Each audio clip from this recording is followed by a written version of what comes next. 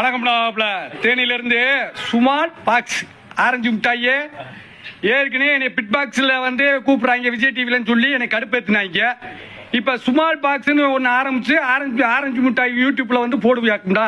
நான் ஆரஞ்சு சொல்லியிருந்தேன்னா இல்லை எதுக்கு என்னை தேவையில்லாமல் போட்டா போடுறீங்க? பூரா பேர் என்னை கூப்பிட்றாங்க.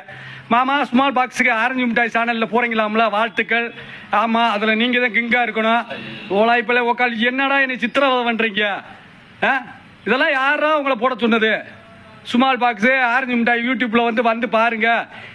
வணக்கம்டா மாப்பிள்ள வராரு, எல்லாரும் வராங்க அப்படின்னு போட்டு விட்டுருக்கீங்க.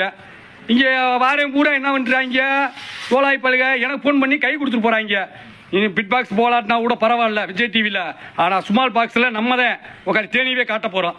என்னங்கடா இல்லை, என்னடா உயிரை வாங்குற ஆரஞ்சு மிட்டாயி ரூல்ஸ் மண்டையா உக்காளி ஒன்றுங்க வர ஏதாவது ஒன்று நினச்சி ஒழுங்க போட்டா விடுங்க.